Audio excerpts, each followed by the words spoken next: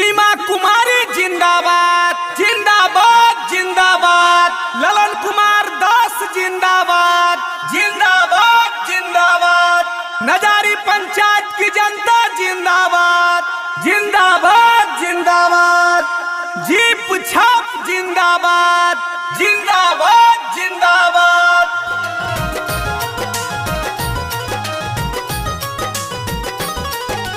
बहिना सीमा कुमारी बहिना पे रखी हो ध्यानमा।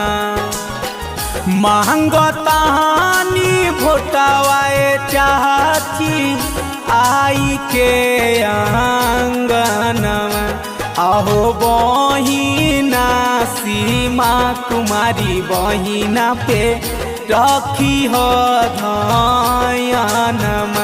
चाचा 10 नंबर जीप छाप पे दाबी हो बटनमा।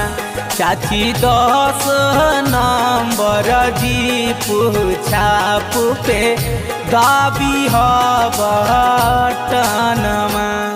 इनका कहना है अपने पंचायत के कचरे को साफ करके दिखाएंगे, काले चेहरे वाले को दूर भगा कर दिखाएंगे। ऐ मेरे दोस्त, मत आना छंद नोटों के लोभ पर, पंचायत का विकास करके दिखाएंगे। सोच विचार के करी होए भाभी अपन मतदानमा। अपन मतदानमा सोच विचार के करी होए भैया अपन मतदानमा। चाची 10 नंबर जीप छाप पे दाबी हो बटनमा। चाचा 10 नंबर जीप छाप पे दाबी हो बटनमा। इनका कहना है काम किए हैं काम करेंगे, जनता का सम्मान करेंगे। काम किए हैं काम करेंगे, जनता का सम्मान करेंगे।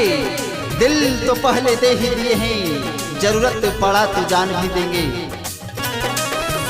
भैया लालाना भैया के बचई हो सम्मानमा।